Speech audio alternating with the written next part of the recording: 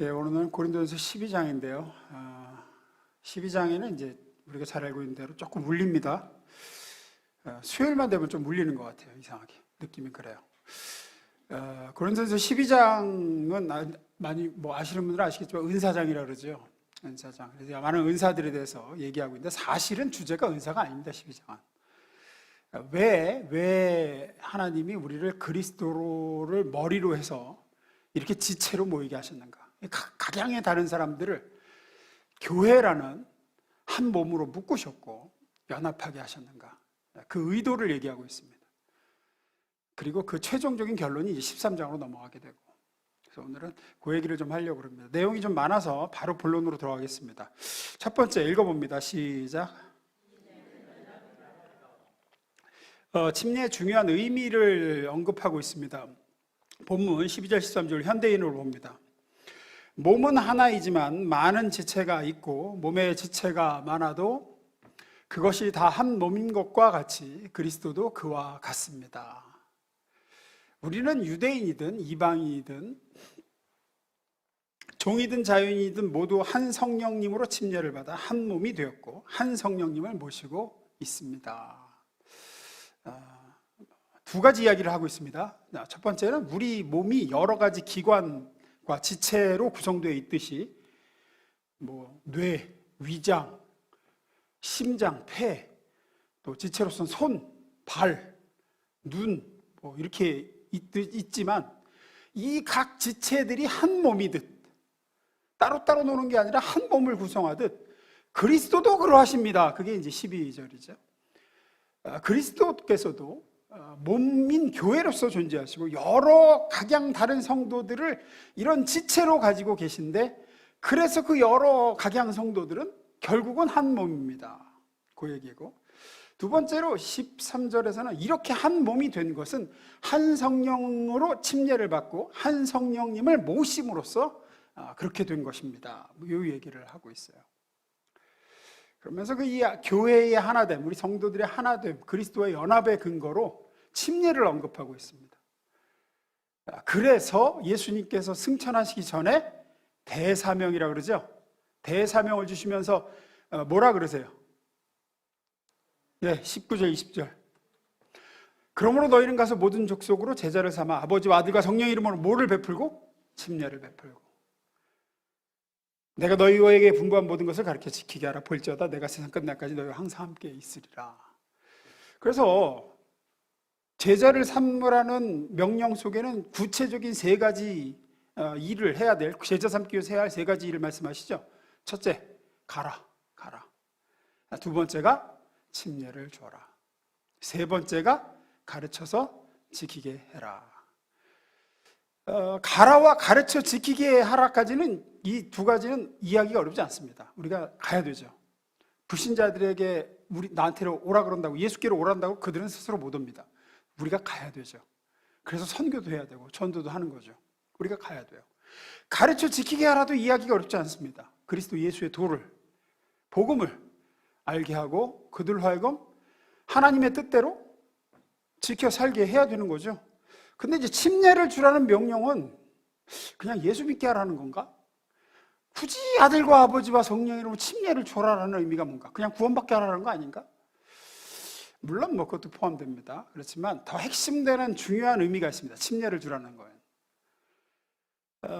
먼저 우리가 좀 짚고 넘어가야 될 게, 침례를 준다는 걸, 침례를 받았다는 게 어떤 증서 발행이 아니에요. 예수 믿었다, 구원받았다, 이제부터 죽어서 천당 간다 하는 증명서, 확인증, 이게 아니라고요. 여전히 많은 분, 조금 울려요. 여전히 많은 분들이 그 침례를 이렇게 도장 찍어준다든가 무슨 KS 합격증, 납세 필증 같이 여기는 분들이 여전히 많습니다. 여전히 많아요. 어떤 것이 다 되었다는 것으로 천국 입국 허가증 정도로 침례의 증서를 여기고, 그런 용도가 아니겠는가? 그렇지 않죠. 다시 오늘 13절 봅니다. 13절 읽습니다. 시작.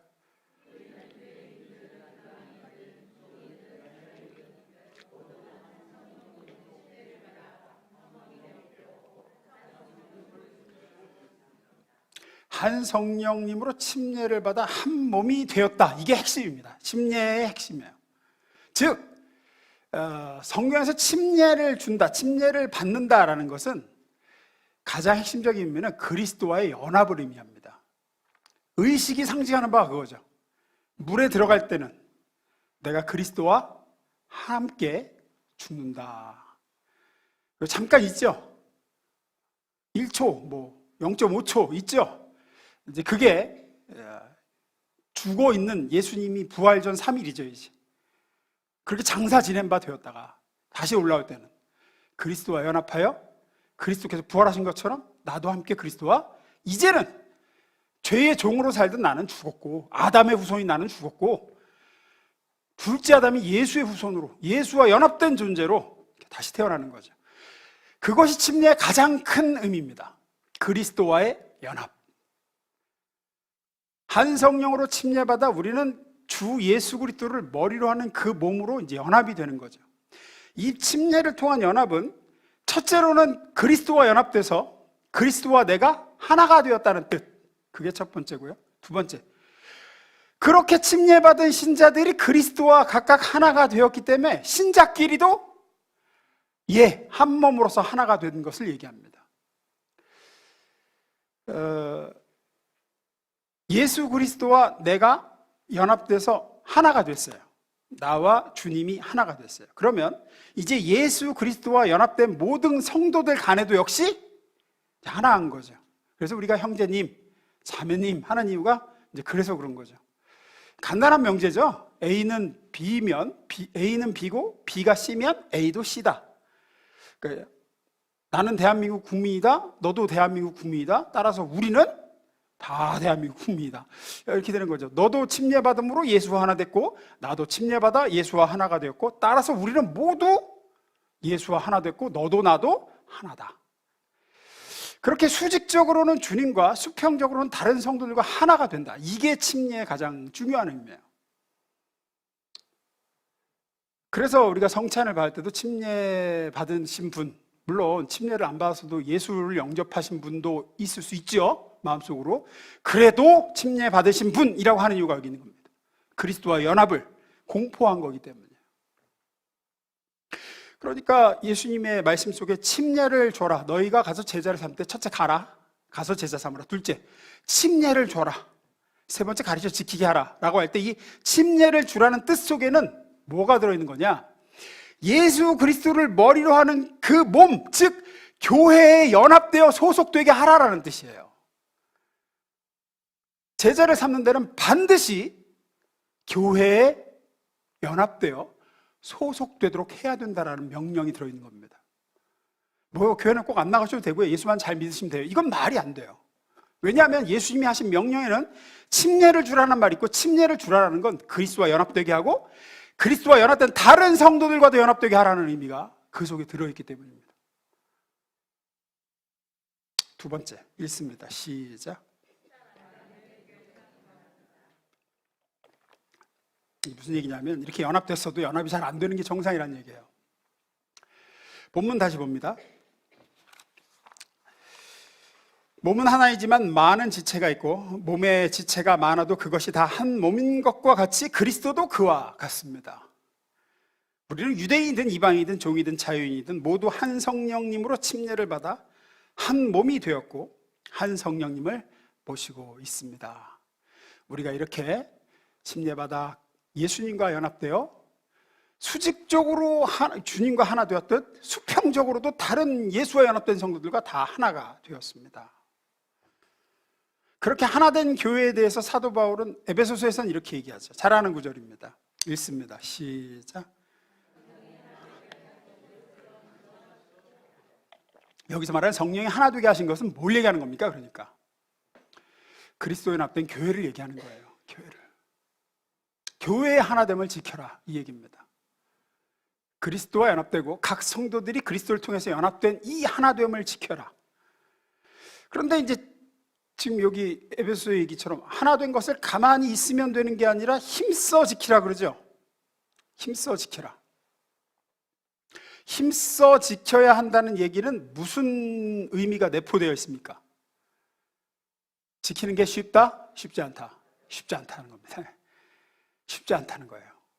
가만히 있어서 지켜지는 게 아니다. 사도 바울이 각 교회들에 써보낸 편지들에 보면 거의 빠지지 않고 등장하는 것이 각 교회들마다 분쟁과 다툼과 하나 되지 못하는 어떤 갈등이 있고 뭐 이런 게 다 있어요. 다. 고린도 교회는 뭐 아시다시피 나는 누구파, 나는 누구파 이런 게 있었고, 빌립보 교회는 여성 지도자 두 중요한 교회 여성 지도자 유오디아와 순두계를 중심으로 파벌이 둘로 갈라서 다툼과 분쟁이 있었습니다.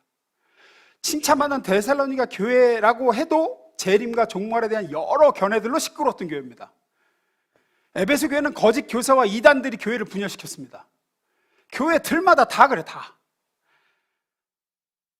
사도 바울이 개척하고 뭐 에베소 교회 같은 경우는 막 2년이나 머물면서 가르치고 그랬는데도 이제 다 그래요. 다. 따라서 이것은 이상한 일이 아닙니다. 바울이 사도가 세우고 2년이나 헌신적으로 사역한 교회, 또 내 자랑이요 내 기쁨이라고 하는 빌립보 교회, 이런 교회도 다 분열도 있고 다툼도 있고 갈등도 있고 분쟁도 있고 하나 되지 못하는 모습이 있었어요. 그 교회들이 다 문제가 있어서 그런 거냐? 아니라는 겁니다. 아니라는 거예요. 그래서 아유 우리 교회는 왜 그러냐라고 무슨 분쟁이 생겨 갈등이 생겨 누가 어려움이 생기면 나 너무 힘들어서 신앙생활 못하겠다, 뭐 우리 교회는 왜 이러냐, 뭐 우리 목장은 왜 이러냐, 호들갑 떨 일이 아니라는 얘기입니다. 정작 문제보다 그렇게 반응하는 게 더 문제예요. 이게 큰 문제라고 하는 게 더 큰 문제예요. 왜냐하면 교회가 생긴 이래로 늘 있어왔던 일입니다.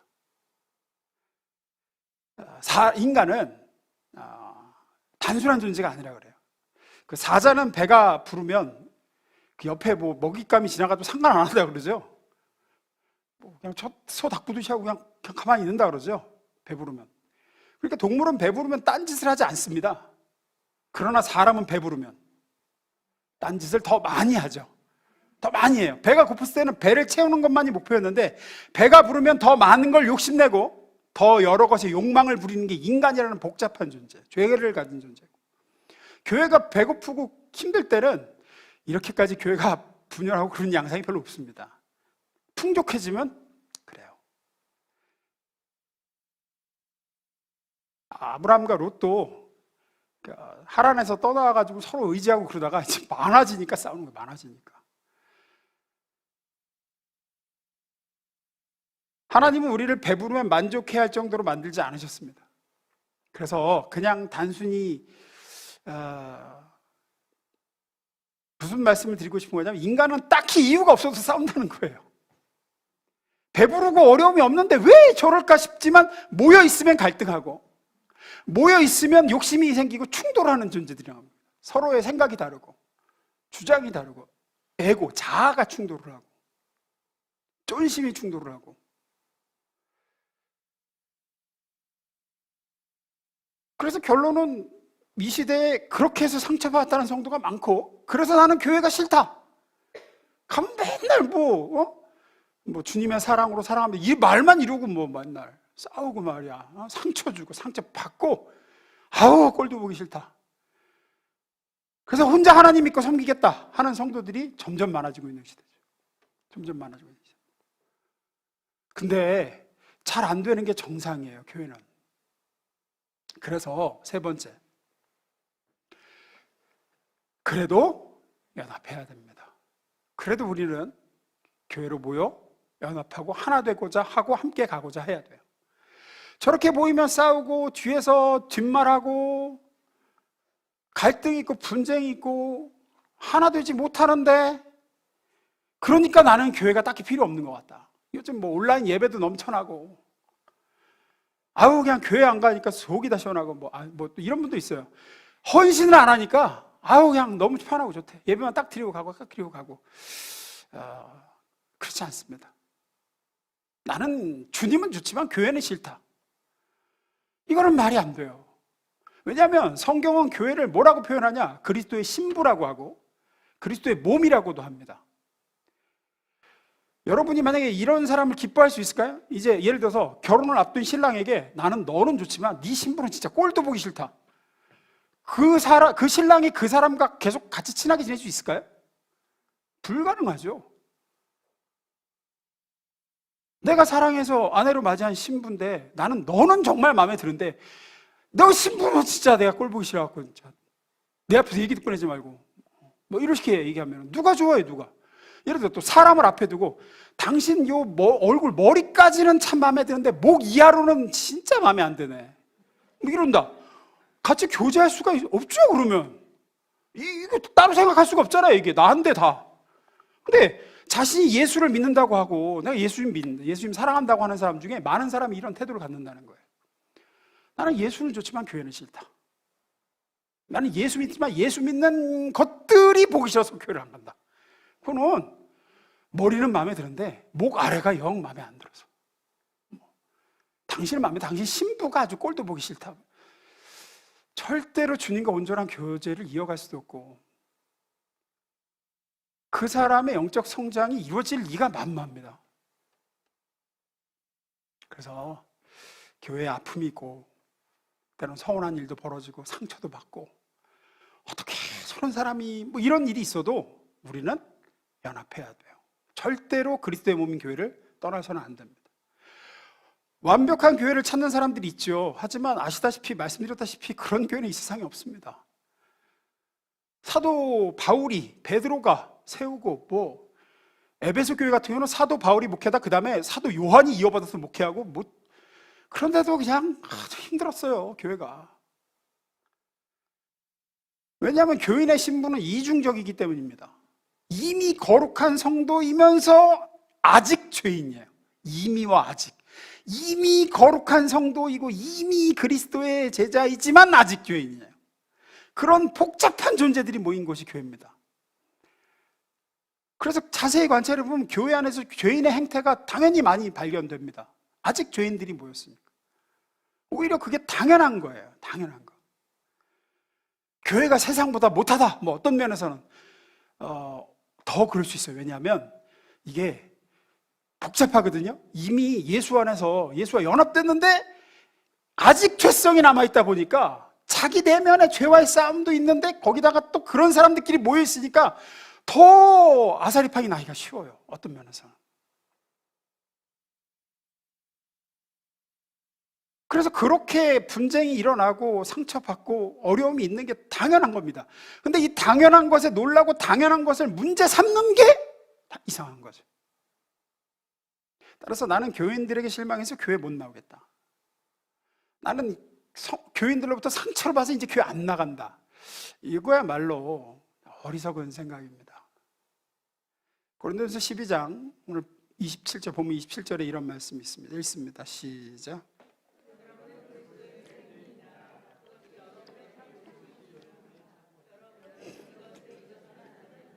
예. 여러분이 이렇게 모여 있는 게 이렇든 저렇든 그리스도의 몸입니다. 그것이 여러분의 참모습입니다. 혼자 떨어져 있는 것은 여러분의 모습이 아니라는 거예요.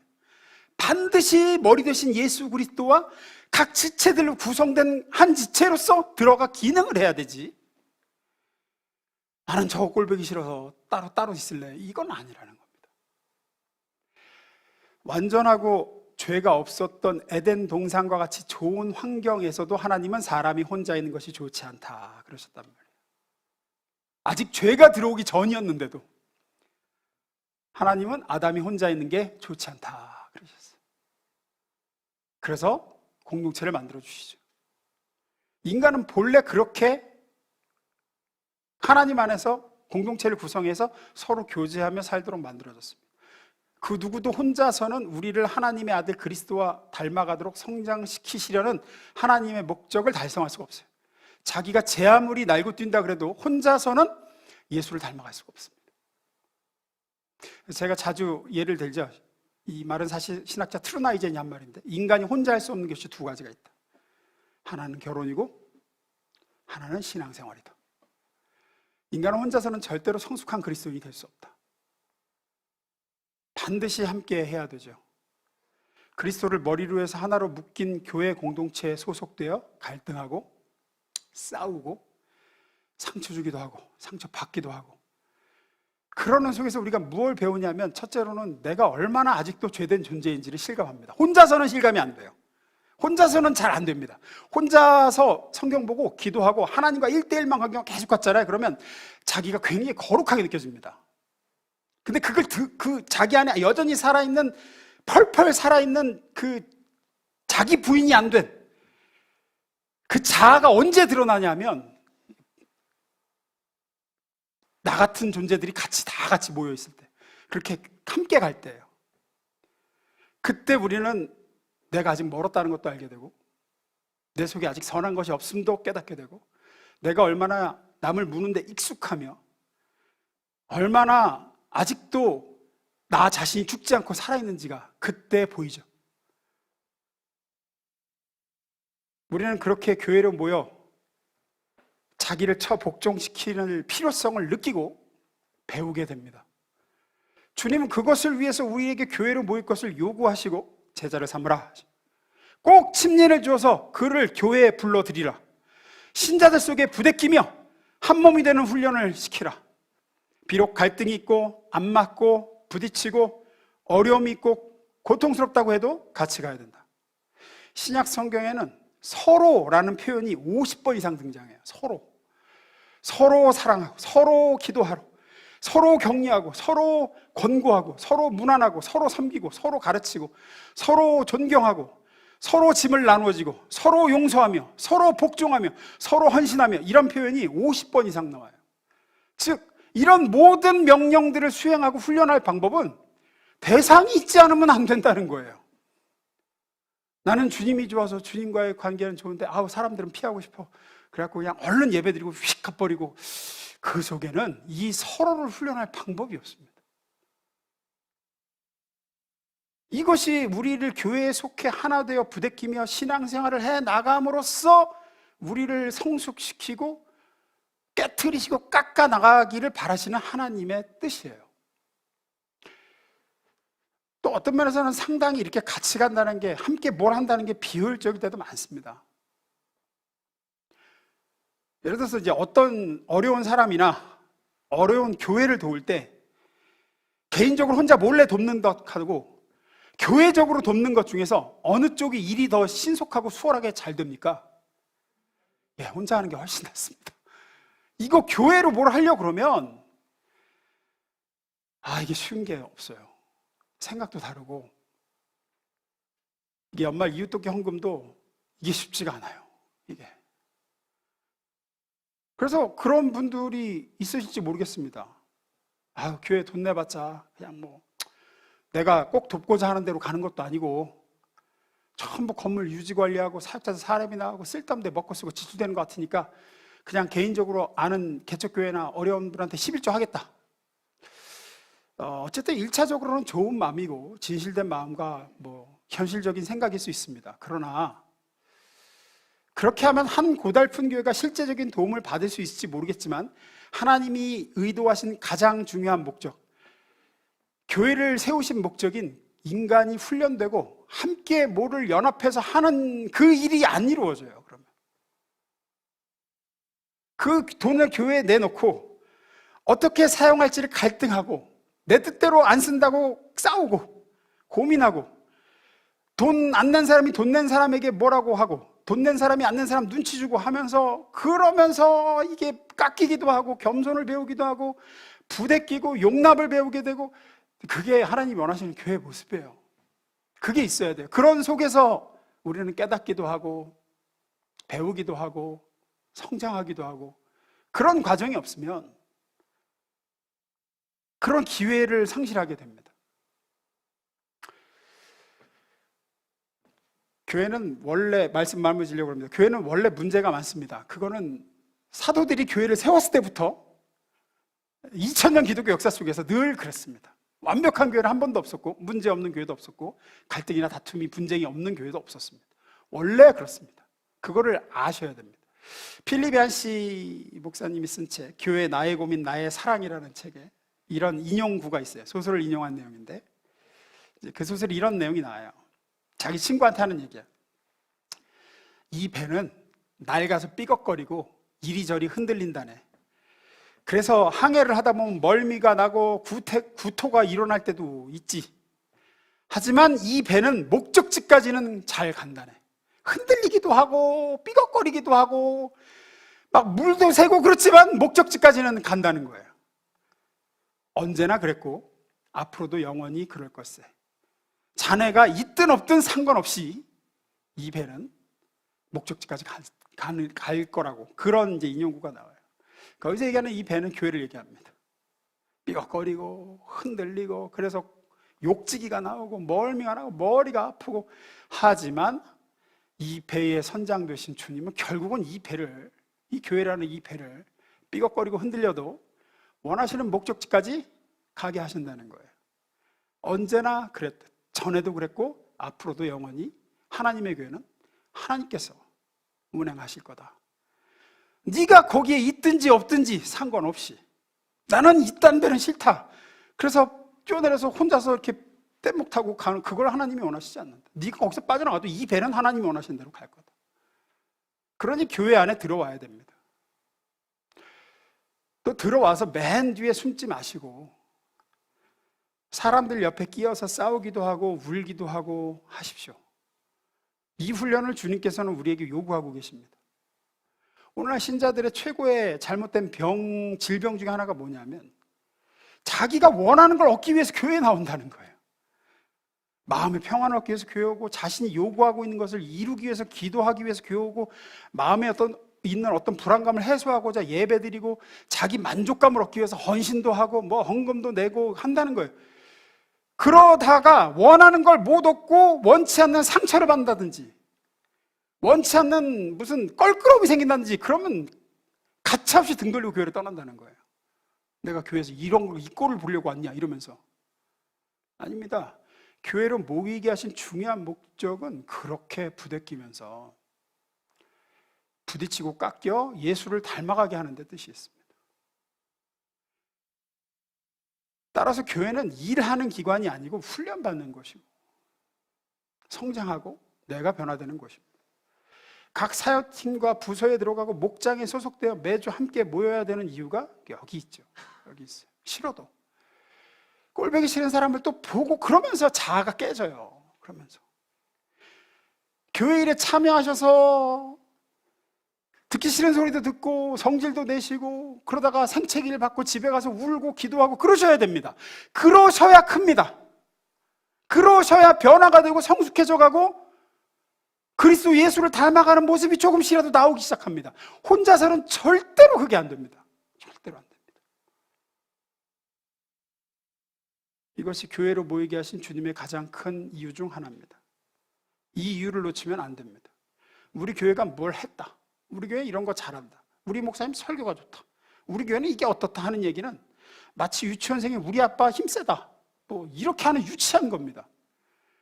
우리 교회는 왜 이걸 안 하느냐, 저것을 안 하느냐, 이런 저런 걸 하면 좋을 텐데 하는 일에 대한 관심 이전에 이 교회에 찾아오신 여러분 자신이 나는 이 교회에 나와서 지금까지 뭐가 얼만큼 변했는가, 어떤 부분에서 충돌이 있어서 나는 그 부분이 깎여나가고 있는가, 나는 예수의 성품이 이 교회 처음 왔을 때하고 지금 비교할 때 내 자아가 얼마나 무너지고 자기 부인이 돼가고 내 안에 예수가 더 많이 드러나는가, 요거에 관심을 집중하셔야 됩니다. 우리 교회는 뭐 사랑이 없어, 이딴 얘기 좀 하지 마시오. 그러면 자기는 뭐 했는데 지금까지? 아니 자기는 이 교회 일원이 아니에요? 우리 교회는 사랑이 없어. 그럼 자기부터 하면 되지, 사랑을. 나도 이 교회 일원인데 그 책임은 없어요 그러면? 우리 교회는 뭐 사랑이 없고 뭐. 아니 지금까지 뭐 했어요 그러면? 사랑하면 되잖아 지금부터. 성경이 끊임없이 요구하는 것은 우리가 우리 안에 모신 하나님의 아들의 성품을 교회 안에서 닮아가야 한다는 겁니다. 그래서 12장, 고린도전서 12장은 수많은 은사들을 이야기하고 이렇게 각 지체가 다르고 하나님이 이렇게 각 지체를 우리에게 지체를 섬길 수 있게 은사를 주셨고 뭐 이런 얘기를 한 뒤에 우리가 하나 된다는 얘기를 하면서 결론으로 내거는 것이 뭐냐? 맨 마지막 절에 나오죠. 12장 31절 읽습니다. 시작.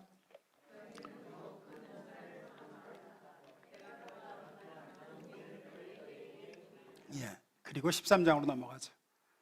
내가 사람의 모든 방언과 전사의 말을 할지라도 사랑이 없으면 소리나는 구리와 울리는 꽹과리가 되고, 내가 예언하는 능력이 있어 모든 비밀과 모든 지식을 알고, 또 산을 옮긴 말한 모든 믿음이 있을지라도 사랑이 없으면 내가 아무것도 아니요. 사랑을 오르지 않고 사랑은 온유하며, 그런즉 믿음, 소망, 사랑 이 세 가지 함상이 있을 것인데 그 중에 제일은 사랑이라. 결국은 예수 그리스도를 닮아가는 게 가장 중요한 너희를 모이게 하신 목적이다. 이런 은사를 줘서 섬기게 하신 가장 최종적 궁극적 이유도 그리스도 예수의 성품인 사랑을 담게 하시려는 데 있다. 힘들어도 상처받고 또 부딪히고 그래서 마음이 힘들고 또 실망하고 교회, 그래도 우리는 함께하며 이 사랑을 훈련하고 이루어 나가야 될 줄로 믿습니다. 기도하겠습니다.